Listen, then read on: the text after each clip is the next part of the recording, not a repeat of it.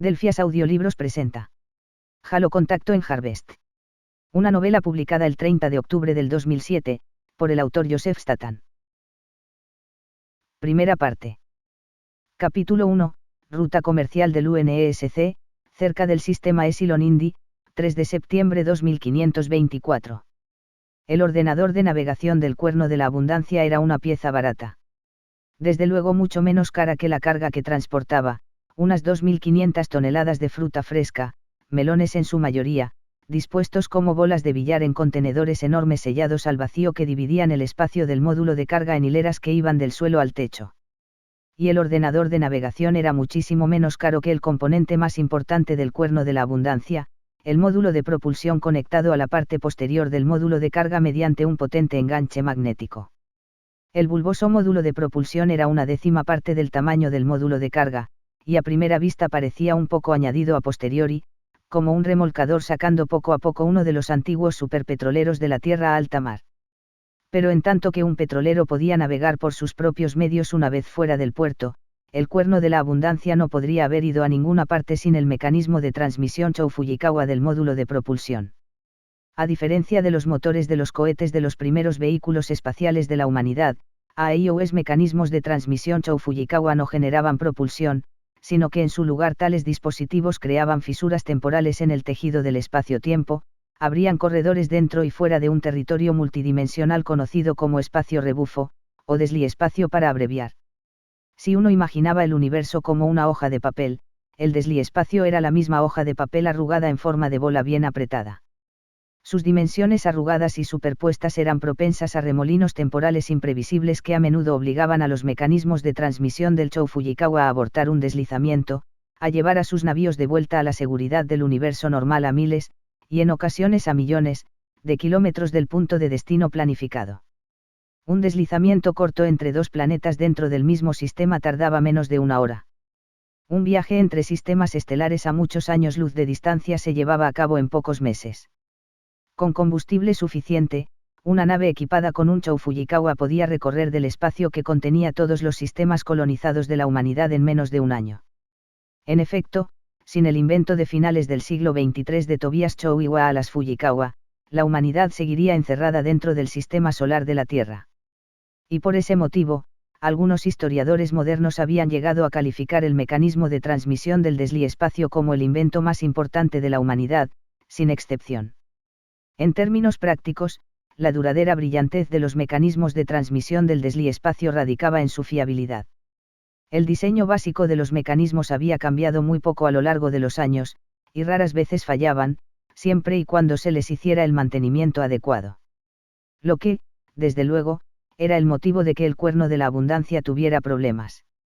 En vez de deslizarse todo el camino desde Harvest a la siguiente colonia más próxima, Madrigal, el Home of Plenty salió a mitad de camino entre los sistemas de los dos planetas, y volvió a penetrar bruscamente en el espacio normal en unas coordenadas que bien podrían haber estado ocupadas por un asteroide o cualquier otro desagradable objeto fortuito. Antes de que el ordenador de navegación de la nave supiera realmente qué había sucedido, el carguero había iniciado una serie de giros, con el módulo de propulsión soltando una columna de refrigerante radiactivo. El Departamento de Transporte Comercial, DCS, del UNESC clasificaría más tarde el fallo del mecanismo de transmisión del Cuerno de la Abundancia como una terminación del deslizamiento, evitable, o un STP, para abreviar, aunque algunos capitanes de cargueros, todavía había humanos que hacían el trabajo, tenían su propio modo de denominarlo, joderla a fondo, que era al menos tan exacto como la clasificación oficial. A diferencia de un capitán humano, cuyo cerebro podría haberse bloqueado por el terror de la inesperada desaceleración desde una velocidad mayor que la velocidad de la luz, el ordenador de navegación del Cuerno de la Abundancia estaba totalmente sereno mientras activaba una serie de ráfagas desde los cohetes de maniobra de hidracina del módulo de propulsión, que detuvieron el inutilizado carguero antes de que la torsión de sus repentinos giros desprendiera el módulo de propulsión del contenedor de carga. Conjurada la crisis, el ordenador inició una objetiva evaluación de daños y pronto descubrió la causa de la avería. La pareja de reactores compactos que abastecían de combustible el mecanismo de transmisión Chou-Fujikawa habían desbordado el sistema de contención de residuos que compartían. El sistema poseía sensores de avería, pero hacía tiempo que deberían haber sido reemplazados, y habían fallado cuando los reactores habían llevado al máximo su potencia para iniciar el deslizamiento. Al recalentarse los reactores, el mecanismo de transmisión se desconectó, forzando la brusca salida del cuerno de la abundancia. Era un fallo en el mantenimiento, puro y simple, y el ordenador de navegación lo registró como tal. Si el ordenador hubiera poseído una fracción de la inteligencia emocional de las denominadas inteligencias artificiales LA, listas, que eran necesarias en navíos del UNSC de mayor tamaño, este podría haber dedicado un momento a considerar lo mucho peor que podría haber sido el accidente, desperdiciando unos cuantos ciclos disfrutando de lo que sus constructores humanos denominaban alivio. En vez de ello, metido en su pequeño bastidor negro en la cabina de mando del módulo de propulsión, el ordenador se limitó a orientar el MEISAR del Home of Plenty de modo que apuntara de vuelta hacia Harvest, emitió una señal de socorro, y se acomodó para lo que sabía sería una espera muy larga. Si bien solo harían falta 2 semanas para que la ráfaga del Maase llegara a Harvest, el ordenador de navegación sabía que el Home of Plenty no sería merecedor de una rápida recuperación. La verdad era que la única parte del carguero que valía el precio de un rescate era su mecanismo de transmisión de desliespacio, y en su dañado estado no había necesidad de darse prisa en su recuperación. Era mejor dejar que la columna de refrigerante radiactivo se dispersara, aun cuando significara que las unidades de calefacción del contenedor de carga que alimentaba el reactor fallasen y la carga de fruta quedara congelada. Así que fue una sorpresa para el ordenador que, tan solo unas pocas horas después de la avería del Home of Plenty, apareciera un contacto en el radar del carguero. El ordenador de navegación redirigió a toda prisa la antena parabólica del MEISAR y saludó a su inesperado salvador mientras éste se aproximaba con cautela. Mi mecanismo de transmisión está dañado. ¿Puedes proporcionar ayuda? El ordenador de navegación dudó respecto a registrar el contacto como una nave cuando ésta no consiguió encajar con ninguno de los perfiles del DCS que había en su, había que reconocerlo, limitada base de datos. E incluso aunque no consiguió obtener una respuesta inicial, dejó que se repitiera su mensaje. Tras unos cuantos minutos de conversación unilateral, el contacto apareció sigilosamente en el campo visual de la sencilla cámara de asistencia al acoplamiento del carguero. El ordenador de navegación carecía de la sofisticación necesaria para efectuar la comparación, pero para los ojos de un humano el contorno del navío de rescate habría parecido un anzuelo formado a partir de alambre de un grosor inapropiado. Tenía una serie de compartimentos segmentados tras la proa ganchuda y antenas con lenguetas que se flexionaban hacia atrás en dirección a un único y refulgente motor situado en la popa. La nave era de un color azul oscuro intensísimo, una ausencia de estrellas recortada en el brillante telón de fondo de la Vía Láctea. Cuando el contacto llegó a unos pocos miles de metros del lado de babor del cuerno de la abundancia, aparecieron 3 puntos carmesí en un sector de la proa. Por un momento, esas luces parecieron evaluar la disposición del carguero. Luego los puntos llamearon igual que agujeros ensanchándose en la pared de un horno ardiente, y un coro de alarmas procedentes de varios sistemas dañados y moribundos inundó el ordenador de navegación. De haber sido más listo, el ordenador podría haber reconocido los puntos como láseres, activado sus cohetes de maniobras e intentado esquivar la andanada. Pero no pudo hacer nada mientras la nave, a todas luces hostil, convertía en chatarra la cápsula de propulsión del cuerno de la abundancia, inutilizando los sistemas de propulsión y cociendo la delicada maquinaria interior del mecanismo de transmisión Chou Fujikawa. No sabiendo qué otra cosa hacer, el ordenador cambió su señal de socorro de fallo mecánico a daño intencionado, y actualizó la frecuencia de la pulsación de MEISAR. Pero el cambio debió de alertar a lo que fuera que controlaba los láseres del navío, porque las armas barrieron a toda prisa la parabólica del MEISAR con kilovatios de luz infrarroja que le achicharraron los circuitos y acallaron de modo permanente los gritos del cuerno de la abundancia pidiendo ayuda. Sin la capacidad para moverse o hablar, el ordenador de navegación solo tenía una opción: aguardar y ver qué sucedía a continuación. Los láseres no tardaron en identificar y eliminar todas las cámaras exteriores del Home of Plenty, y entonces el ordenador también quedó ciego y sordo.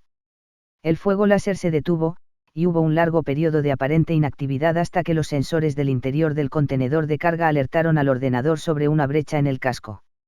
Aquellos sensores eran aún más estúpidos que el ordenador, y fue con cierta despreocupada inanidad que informaron de que habían sido abiertos varios compartimentos de fruta, echando por tierra las garantías de frescura del contenido.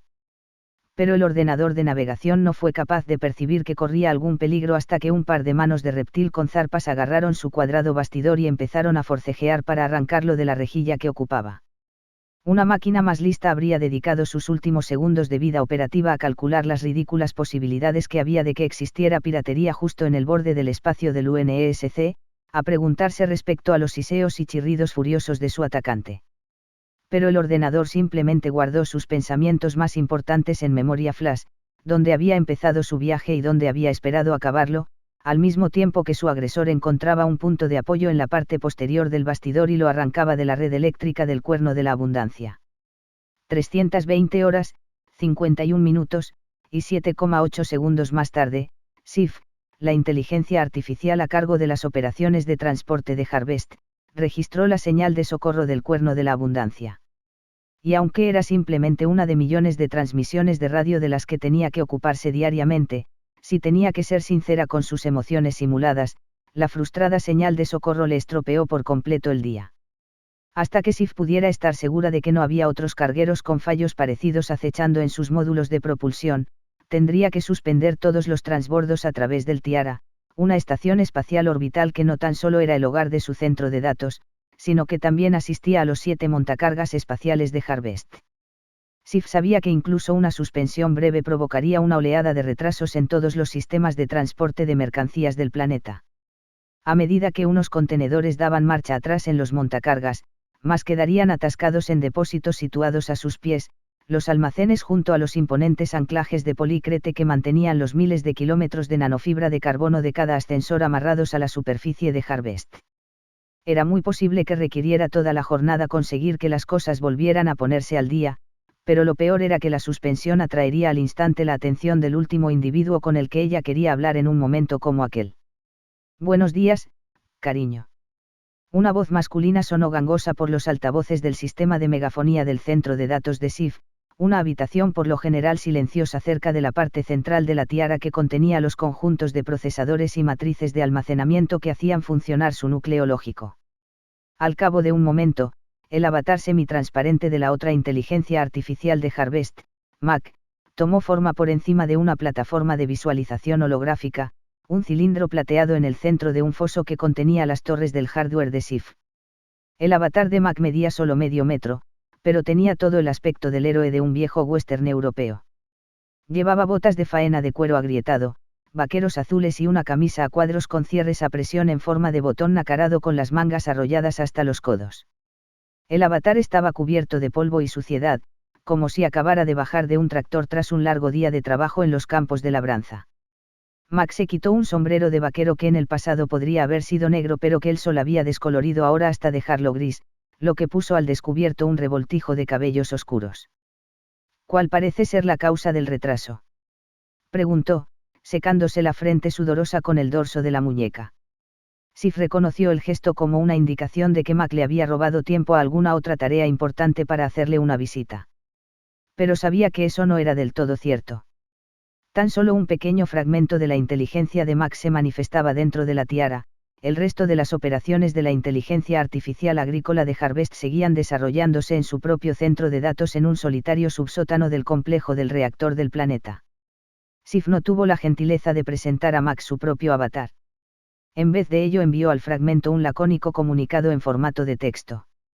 Elevación volverá a la normalidad a las 0742.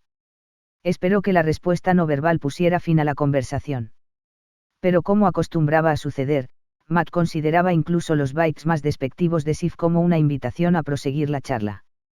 Bien pues, ¿hay algo que pueda hacer para ayudar?, prosiguió Mac con su pausado acento sureño.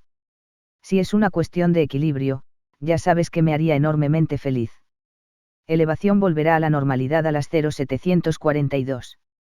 No es necesaria tu ayuda. Dicho esto, Sif cortó bruscamente la energía a la plataforma holográfica y el avatar de Mac tartamudeó y se desvaneció. A continuación la inteligencia artificial purgó el fragmento del interfaz de su com. Estaba siendo grosera, sin duda, pero Sif ya no podía aguantar más la dicción insinuante y campechana de Mac. Pese al sudor simulado, Sif sabía que el trabajo de Mac era al menos tan exigente como el suyo propio, ya que mientras ella elevaba la producción de Harvest y la enviaba, Mac la cultivaba y la cargaba. Él tenía sus propios pupilos que exigían su atención, casi 1 millón de Jotun, máquinas semiautónomas que llevaban a cabo toda tarea agrícola imaginable. Pero Sif también sabía que Mac, una inteligencia artificial lista como ella, funcionaba a velocidades increíbles. En el tiempo que había tardado en decirlo todo desde, buenos, a, feliz, podría haber llevado a cabo un número ilimitado de tareas complejas. Calculado la cosecha de la próxima estación, por ejemplo, algo que Sif sabía que había estado posponiendo durante semanas. Los algoritmos que ayudaban al núcleo lógico de Sif a lidiar con inesperados estallidos emocionales le advirtieron que no se enfadara, pero dieron su aprobación a la justificación que daba. El lenguaje verbal en sí era hasta tal punto incompetente que solo era apropiado entre una inteligencia artificial y un ser humano.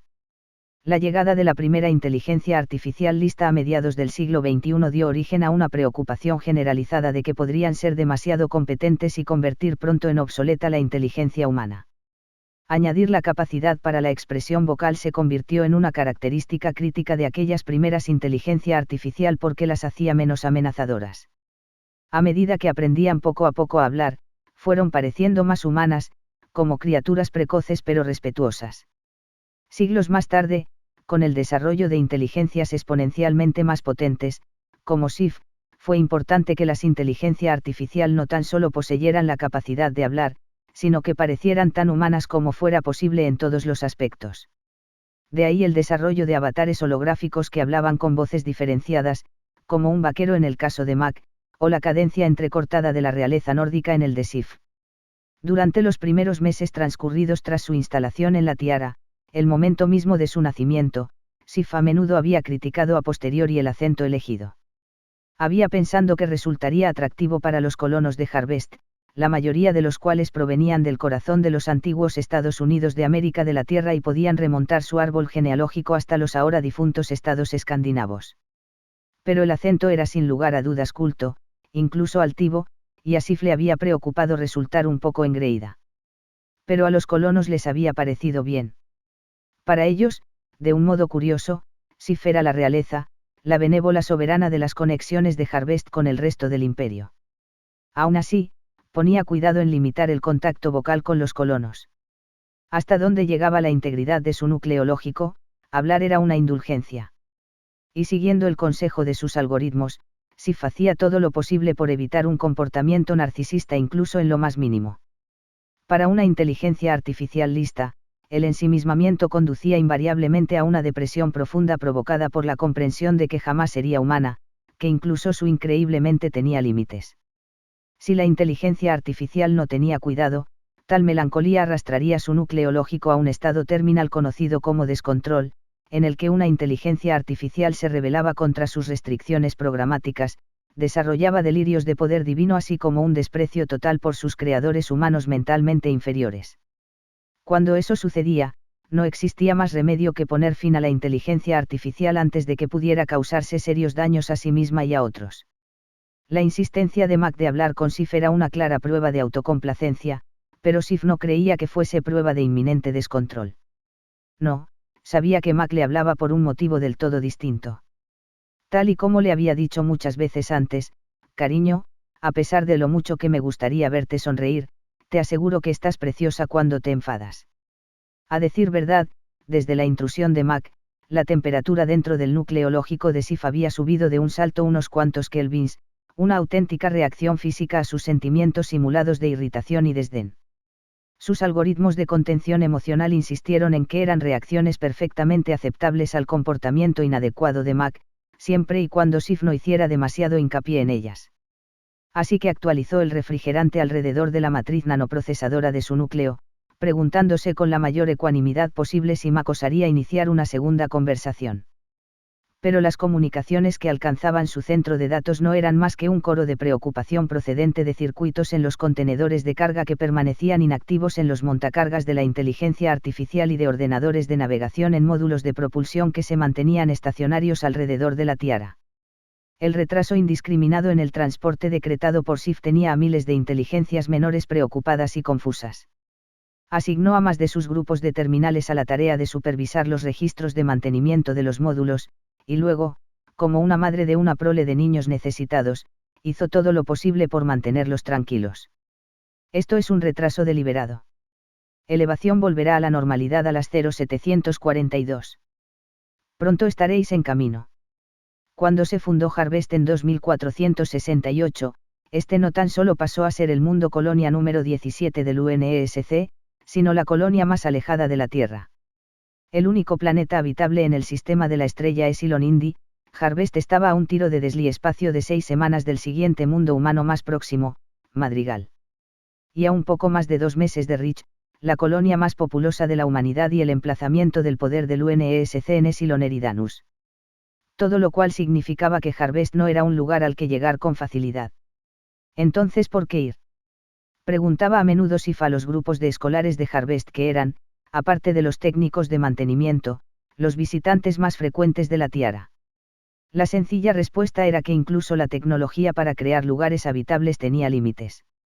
Los procesadores atmosféricos podían reconducir a un planeta, en términos generales adecuado, hacia la sostenibilidad, pero no podían rehacerlo. Por consiguiente, durante el boom colonizador que siguió a la invención del mecanismo de transmisión Chou-Fujikawa, el UNESC había concentrado la atención en planetas que eran capaces de sustentar la vida desde el primer momento. Como era de esperar, estos eran pocos y muy alejados entre sí. Debido a su distancia de la Tierra, si Harvest hubiera sido simplemente habitable, nadie se habría molestado en ir, todavía quedaba mucho espacio libre en los mundos centrales, las colonias más cercanas a la Tierra. Pero Harvest poseía también una fertilidad excepcional. Y a las 2 décadas de su fundación, tenía el índice de productividad agrícola per cápita más elevado de todas las colonias. Los productos de Harvest alimentaban en la actualidad a las poblaciones de no menos de 6 mundos, un hecho que resultaba aún más admirable dado el tamaño del planeta. Con un diámetro ecuatorial de poco más de 4.000 kilómetros, Harvest tenía aproximadamente un tercio del tamaño de la Tierra. Si bien ella se resistía a admitirlo, los productos de la colonia y su parte en la distribución de estos eran motivo de gran orgullo.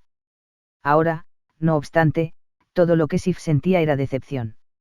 Los resultados de su inspección habían llegado, y resultaba que el accidente del cuerno de la abundancia había sido culpa suya. Hacía meses que debería habérsele hecho una revisión al módulo de propulsión del carguero.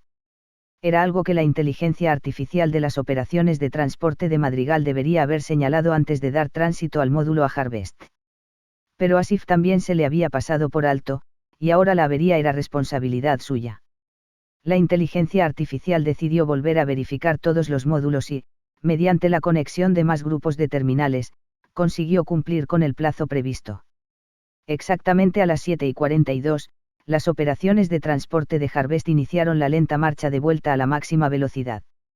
Por un momento, Sif se relajó, concentró la atención en el constante tirón de los contenedores a medida que ascendían por sus ramales. En lo más profundo de su núcleo rememoró una sensación similar. La mujer cuya mente había sido el modelo para el núcleo lógico de la inteligencia artificial había disfrutado con el rítmico arrastre de un cepillo de pelo, la sensual tonificación de un cepillado llevado a cabo 2 veces al día. Recuerdos así eran un previsto producto secundario de la construcción de una inteligencia artificial lista. Cuando escaneabas un cerebro humano, persistían fuertes impresiones químicas. Sif agradeció el placer kinestésico del tirón de los contenedores, pero sus algoritmos se apresuraron a sofocar aquel disfrute. Sif inicializó una subrutina de correspondencia, seleccionó la plantilla para un informe oficial de pérdida del DCS y redactó un detallado mea culpa para sus supervisores. Añadió una copia de la fallida señal de socorro del cuerno de la abundancia, advirtiendo un sector corrompido de datos al final del archivo. Efectuó una rápida suma de verificación y decidió que el sector en mal estado no era más que bytes incomprensibles de circuitos dañados. A continuación transmitió el informe al ordenador de navegación de un carguero, el Wholesale Price, que estaba a punto de efectuar un deslizamiento en dirección a Rich. Con la mayor rapidez posible, Sif olvidó, lo referente al Home of Plenty, comprimió los resultados de la inspección de mantenimiento y el informe de pérdida, y los metió en lo más profundo de sus matrices de almacenamiento. No tenía sentido empezar a sufrir, le recordaron sus algoritmos, cuando pasarían meses antes de que el DCS informara de cualquier acción disciplinaria. Además, Sif sabía que a menos que quisiera pasar toda la mañana sorteando más de las insinuantes ofertas de ayuda de Mac, tenía que concentrarse en sus cargamentos.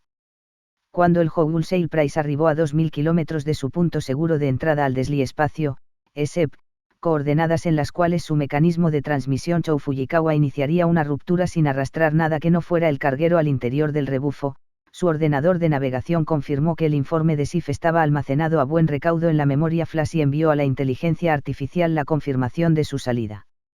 Pero cuando efectuaba las últimas comprobaciones de control, apresurándose a cerrar todos los sistemas salvo los más esenciales, el ordenador NAV recibió una comunicación de alta prioridad.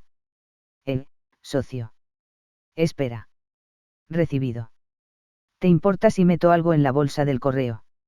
Negativo. Si bien las ráfagas de Meisar funcionaban a la perfección en distancias relativamente cortas, el mejor modo de comunicarse entre mundos colonia era enviar mensajes vía la memoria de a bordo. Viajando a velocidad translumínica, los cargueros como el Hubble Sail Prize eran el equivalente del Pony Express en el siglo XXVI. De hecho, el ordenador de la nave transportaba una correspondencia variopinta, desde cartas de amor a documentos legales, cuya seguridad y reparto garantizaba el DCS. De modo que no había nada de inusual en la petición de Mac. Lo agradezco. El DCS lleva semanas encima de mí para que le dé las estimaciones para el cuarto trimestre. La soja podría ser un poco escasa. Pero el trigo va a ser. Alerta. Violación de privacidad. Solo añadía mi nota a la de la dama. No hay necesidad de duplicar el papeleo, no es cierto. Violación. Tu infracción ha sido registrada. Vale pues. Y será presentada al DCSSSSSSSSSSSS, stand-by, reinicio. Socio. ¿Estás bien? Disculpa. Error de sistema desconocido. Por favor repite solicitud anterior. No, gracias de todos modos. Que tengas un buen deslizamiento, ¿me oyes? Afirmativo. El ordenador de navegación no tenía ni idea de por qué se había apagado temporalmente. No tenía memoria de su comunicación con Mac.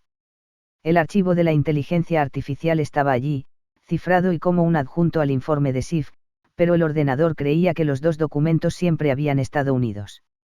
Volvió a comprobar los cálculos para el deslizamiento y aumentó el flujo del reactor al mecanismo de transmisión Chou Fujikawa.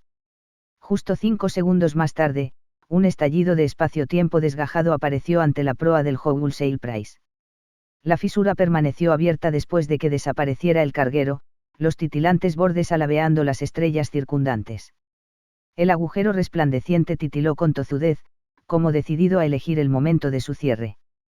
Pero una vez que el Hubble Sail Prize penetró más en el interior del desliespacio, arrastrando con él el poder que lo sustentaba, la fisura se desplomó en un estallido sin importancia de radiación gamma, el equivalente mecánico cuántico de un encogimiento de hombros.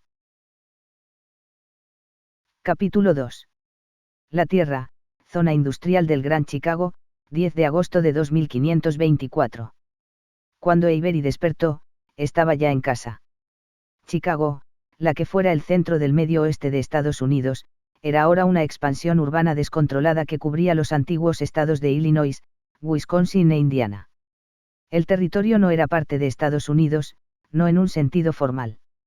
Algunas personas que vivían en el distrito todavía se consideraban estadounidenses, pero como todas las demás personas que vivían en el planeta, eran ciudadanos de la Unión de Naciones, un cambio radical en la forma de gobernar que fue inevitable una vez que la humanidad empezó a colonizar otros mundos.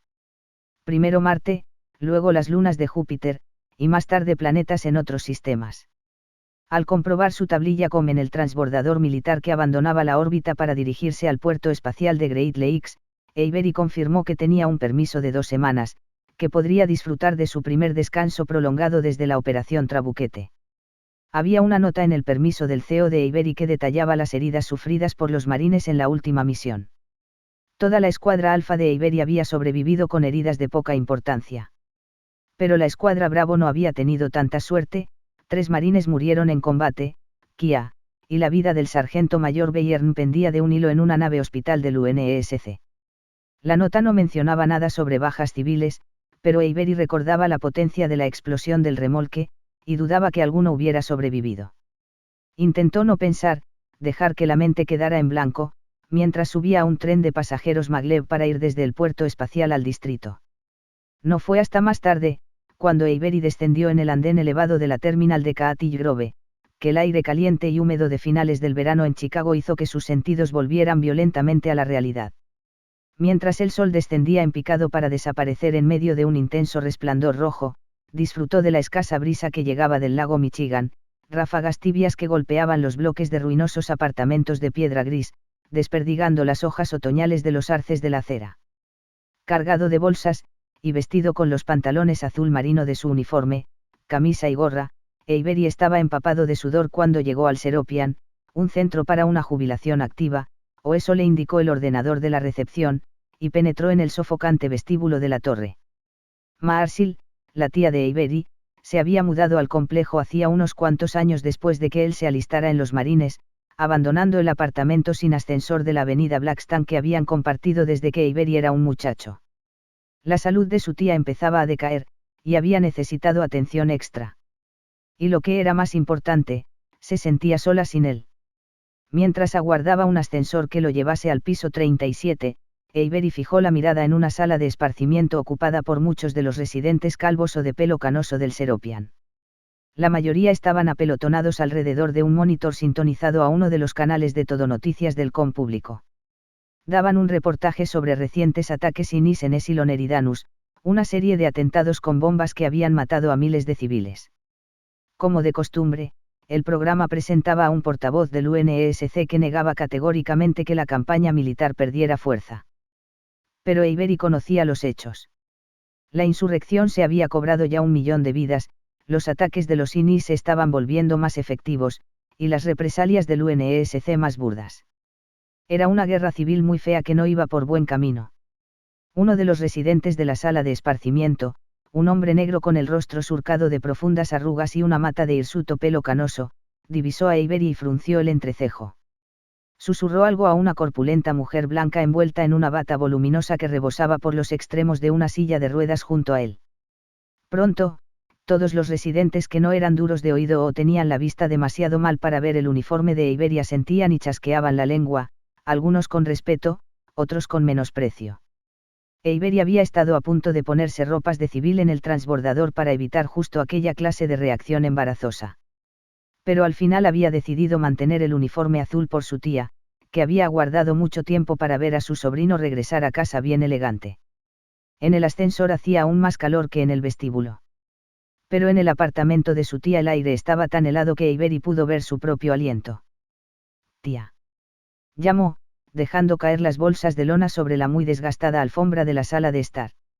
Las botellas de excelente bourbon que había comprado en la tienda libre de impuestos del puerto espacial tintinearon entre sí a pesar de estar metidas dentro del uniforme de faena pulcramente doblado. No sabía si los médicos de su tía le permitían beber, pero sí sabía lo mucho que a ella le gustaba tomar algún que otro julepe de menta. «¿Dónde estás?» Pero no obtuvo respuesta. Las paredes con un estampado de flores de la sala de estar estaban cubiertas de marcos de fotos. Algunas muy viejas, copias descoloridas de parientes desaparecidos hacía mucho de los que su tía acostumbraba a hablar como si los hubiese conocido en persona. La mayoría de los marcos contenían fotogramas holográficos, fotos en 3 dimensiones de la época de su tía. Vio la que a él más le gustaba, la de su tía adolescente de pie en la orilla del lago Michigan con un traje de baño a rayas horizontales y un amplio sombrero de paja. Hacía un mohín a la cámara y al fotógrafo, el tío de Avery, que había fallecido antes de que él naciera. Pero algo le pasaba a los fotogramas, parecían curiosamente desenfocados. Y cuando Avery recorrió el estrecho pasillo hasta el dormitorio de su tía y pasó un dedo por los cristales de los marcos, advirtió que estaban cubiertos de una fina capa de hielo. Restregó la palma sobre un gran fotograma holográfico cerca de la puerta del dormitorio, y el rostro de un jovencito apareció bajo la escarcha. Hizo una mueca al recordar el día que su tía había tomado la imagen, mi primer día en la iglesia.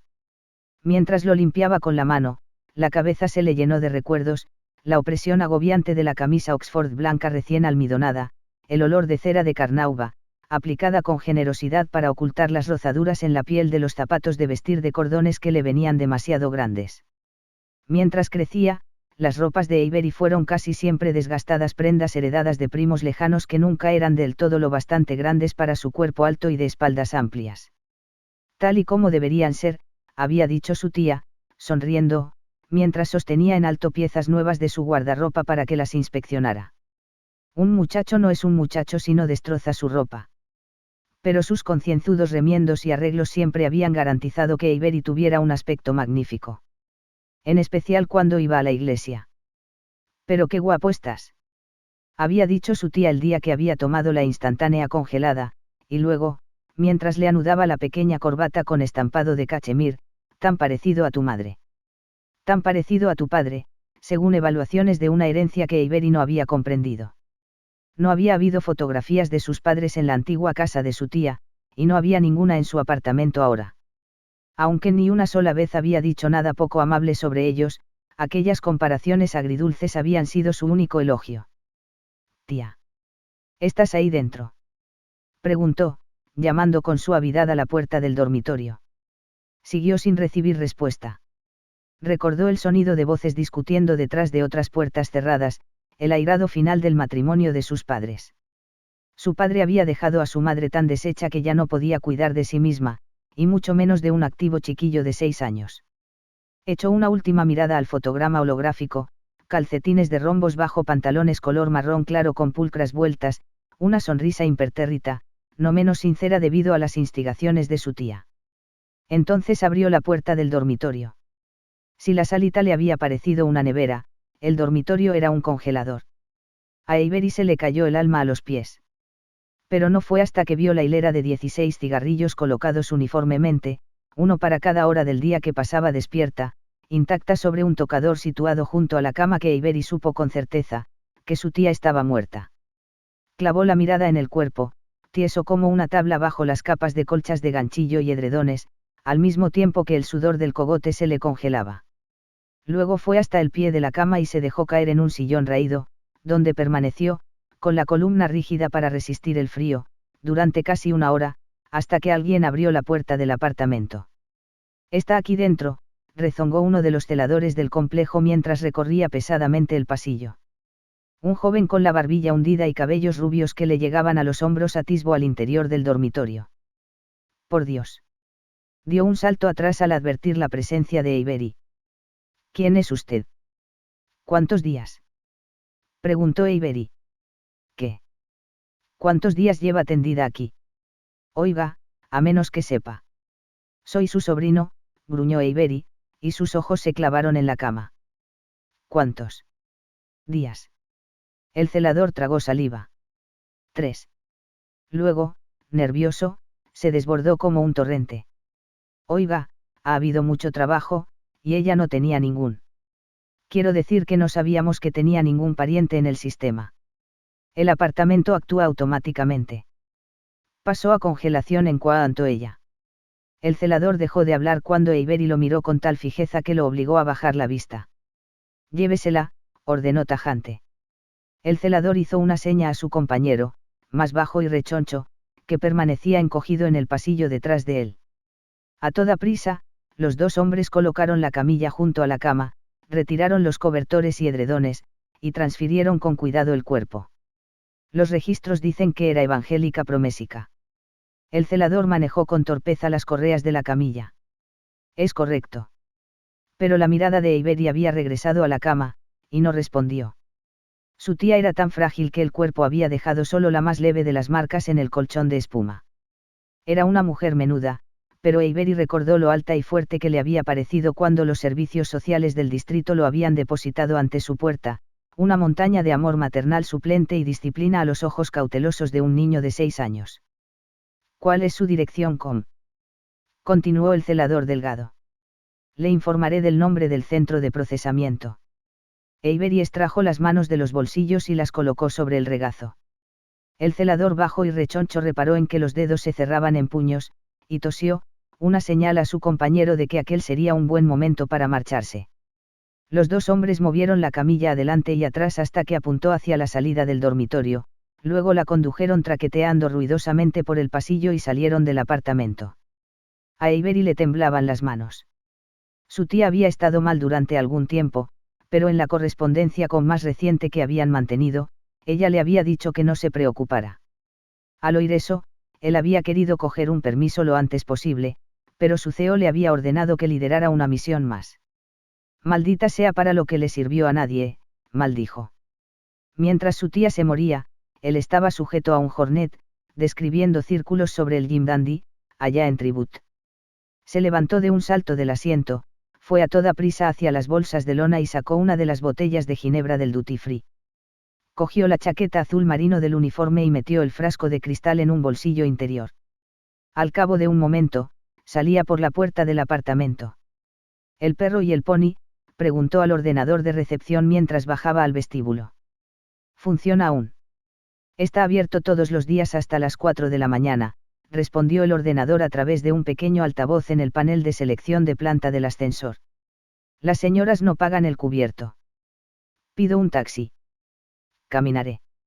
Desenroscó el tapón de la botella de ginebra y tomó un generoso trago. Luego añadió para sí, mientras pueda. La botella solo duró 1 hora. Pero fue fácil encontrar otras, a la vez que una noche bebiendo se convirtió en 2, luego en 3. Agallas, rebote, peligro para los neumáticos, nombres de clubes llenos de civiles ansiosos por obtener el dinero de Avery, pero no los relatos con voz pastosa de cómo lo había ganado, salvo por una chica en un escenario poco iluminado de un tugurio cerca de la calle Holstead. La guapa pelirroja era tan buena fingiendo escuchar que a Avery no le importó fingir que ello no tenía nada que ver con lo a menudo que golpeaba su chip de crédito contra el enjollado lector que la joven llevaba en el ombligo. El dinero atrajo su piel pecosa, olor y sonrisa indolente más cerca, hasta que una mano áspera cayó sobre el hombro de Avery.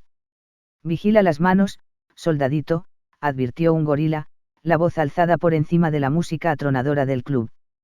Avery apartó la mirada de la muchacha, que tenía la espalda arqueada muy por encima del escenario. El gorila era alto, con una tripa considerable que el ajustado jersey de cuello alto apenas podía contener, los fuertes brazos estaban rellenos de una engañosa capa de grasa. Avery encogió los hombros. He pagado. No para tocar. El gorila hizo una mueca despectiva que dejó al descubierto 2 incisivos de platino. Este es un establecimiento de categoría. Avery alargó el brazo hacia una pequeña mesa redonda entre sus rodillas y el escenario. ¿Cuánto?, preguntó, alzando el chip de crédito. 500. Vete a la mierda. Como dije. Categoría. Ya he gastado mucho. Refunfuñó Avery. El salario que le pagaba el UNESC era modesto, y la mayor parte había servido para ayudar a mantener el apartamento de su tía. Ah, ¿lo ves? El gorila señaló a la chica con un pulgar. Esta se deslizaba lentamente hacia atrás sobre el escenario, la sonrisa convertida en una mueca preocupada. Tienes que hablar con amabilidad, soldadito. El hombretón oprimió con más fuerza el hombro de Avery. Ella no es una de esas fulanas inis a las que estás acostumbrado, allá en Epsi. Avery estaba harto de la mano del gorila. Estaba harto de que lo llamasen soldadito. Pero que un civil de mala muerte lo insultara, alguien que no tenía ni idea de a qué se había acostumbrado realmente en el frente de la insurrección. Eso fue la gota que colmó el vaso. Suéltame, gruñó Avery. Vamos a tener un problema. Todo depende de ti. El gorila se llevó la mano libre a la espalda y sacó una vara de metal del cinturón. ¿Por qué no salimos fuera tú y yo? Con un veloz movimiento de muñeca, la vara dobló su longitud y mostró una punta electrificada. Era un aturdidor, doblegador. Avery había visto a interrogadores de la ONI arremeter contra prisioneros inis con tales cosas, de modo que sabía lo convincentes que eran, y si bien dudaba que el gorila fuera tan hábil con el doblegador como un secreta de la ONI, no tenía intención de acabar retorciéndose en un charco de su propia orina en el suelo de aquel establecimiento, de categoría. Avery alargó la mano hacia su bebida, que descansaba en el centro de la mesa. Estoy bien justo aquí. Oye, cabeza bote hijo de. Pero el ademán de Avery era solo un amago. Cuando el gorila se inclinó al frente para seguir su movimiento, Avery agarró la muñeca del hombre y tiró de ella por encima de su hombro. Luego hizo fuerza hacia abajo, partiéndole el brazo a la altura del codo. La chica del escenario gritó mientras el hueso astillado se abría paso a través del jersey del gorila y le salpicaba de sangre la cara y el pelo. Al mismo tiempo que el gorila aullaba y caía de rodillas, 2 de sus colegas, con una complexión y vestimenta similares, avanzaron como una exhalación, derribando sillas para abrirse camino. Avery se levantó y se dio la vuelta para enfrentarse a ellos, Pero estaba más borracho de lo que había pensado y no vio un golpe inicial al puente de la nariz que le lanzó la cabeza atrás violentamente y envió su propia sangre hacia el escenario describiendo un arco. Avery retrocedió tambaleante hasta los brazos demoledores de los gorilas. Pero cuando lo sacaban a toda prisa por la puerta posterior del club, uno de ellos resbaló en la escalera de metal que daba al callejón. En aquel momento, Avery consiguió liberarse con una violenta torsión, propinar más golpes de los que recibió, y alejarse con paso inseguro del ruido de las sirenas que acudían antes de que un par de coches azules y blancos depositaran a 4 miembros de la fuerza pública del distrito en la puerta del club. Dando traspiés por las atestadas aceras de la calle Holstead, con el uniforme tan mugriento ahora como un traje de combate, Avery huyó de la paranoia de miradas acusadoras a un sucio y angosto pasadizo bajo un contraescalón con remaches para la línea maglev local, un soporte reutilizado del antiguo metro elevado de Chicago, reconocible aún a pesar de siglos de apuntalamiento. Avery metió una bolsa de plástico verde de basura entre él y el contraescalón y se sumió en un sopor intermitente. Haz que esté orgullosa. Haz lo correcto. Estas habían sido las instrucciones de su tía el día que se había alistado, los dedos pequeños pero fuertes alzándose para coger la barbilla de su sobrino de 19 años. Conviértete en el hombre que sé que puedes ser. Y Avery lo había intentado. Había abandonado la tierra dispuesto a combatir por su tía y los que eran como ella, inocentes cuyas vidas el UNSC lo había convencido de que estaban amenazadas por hombres hostiles pero, por otra parte, idénticos a él. Asesinos. Inís. El enemigo. Pero ¿dónde estaba el orgullo? ¿Y en qué se había convertido él? Soñó con un muchacho asfixiándose en los brazos de una mujer con un detonador, imaginó el disparo perfecto que habría salvado a todas las personas del restaurante y a sus camaradas marines. Pero en lo más profundo sabía que no había un disparo perfecto. Ninguna bala mágica que pudiera detener la insurrección. Sintió un escalofrío que lo despertó con una sacudida. Pero tan solo era que el casi silencioso retumbo de un tren maglev de pasajeros había hecho que la bolsa de basura se moviera, colocando la espalda de Avery contra el sudoroso metal del viejo soporte. Lo siento, dijo con voz ronca, deseando que su tía estuviese viva para oírlo. Luego, su mente se desplomó bajo el peso multiplicado de la pérdida, la culpa y la... El teniente Downs cerró de golpe la puerta de su turismo azul oscuro con fuerza suficiente para hacer que el vehículo se balanceara sobre las 4 ruedas. Había tenido al chico enganchado, listo para alistarse. Pero entonces los padres se habían enterado de sus esfuerzos, y todo el asunto se había ido al traste. De no haber sido por el uniforme de Downs, el padre podría haber intentado pegarle. Aunque ya no seguía en forma como cuando estaba en el campo de batalla, con el uniforme azul, el reclutador del cuerpo de marines del UNSC ofrecía aún una presencia imponente. Mientras el teniente reordenaba su lista mental de posibilidades, el pequeño grupo de hombres, principalmente jóvenes, que habían mostrado algún interés en sus visitas no solicitadas y discursitos por las esquinas, se recordó que no era fácil reclutar soldados en tiempo de guerra. Con una guerra tan brutal e impopular como la insurrección, su tarea era casi condenadamente imposible. Aunque no es que a su CEO le importase. La cuota de Downs era de 5 marines nuevos por mes.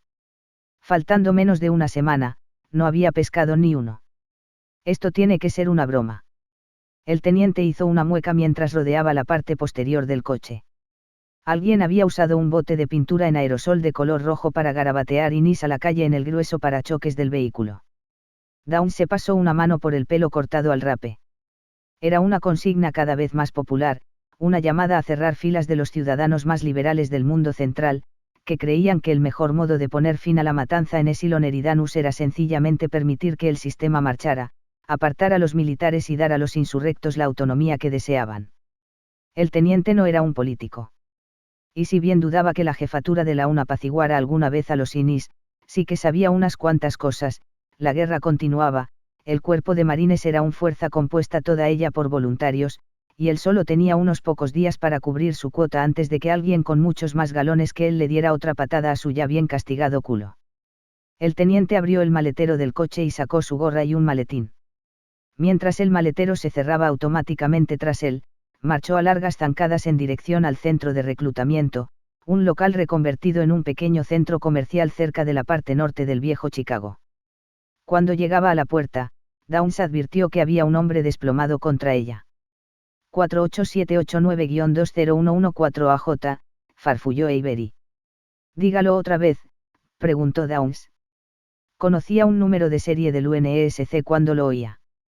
Pero el teniente no había acabado de aceptar que el borracho que había fuera de su oficina fuese el sargento mayor del cuerpo de marines que indicaban los 4 galones dorados de la manga de la mugrienta chaqueta de uniforme. Es válido, dijo Avery, alzando la cabeza del pecho. Compruébelo. El teniente se embaró. No estaba acostumbrado a recibir órdenes de un suboficial. Avery eructó. He estado ausente sin permiso. 72 horas. Aquello captó la atención de Downs. Abrió el maletín, sosteniéndolo en el brazo doblado, y cogió su placa de datos com. Dim su número una vez más, pidió, entrando el número de serie que Avery repetía despacio con veloces golpes del dedo índice. Pocos segundos más tarde, el historial de servicio de Avery aparecía en la pantalla. Los ojos del oficial se abrieron de par en par cuando una larga hilera de menciones meritorias y distinciones en el campo de batalla cayó en cascada por la pantalla monocromática. Orión, caleidoscopio, madera enredada, trabuquete. Docenas de programas y operaciones, de la mayoría de las cuales Downs no había oído hablar nunca. Adjunto al archivo de Avery había un mensaje de prioridad absoluta del comando de la flota, el cuartel general de la Armada y el cuerpo de marines en Rich. Si estás ausente sin permiso, no parece importarle a nadie. Downs volvió a guardar la placa de datos com en el maletín. De hecho, me complace informarte de que tu solicitud de traslado ha sido aprobada. Por un momento, los ojos cansados de Avery centellearon suspicaces.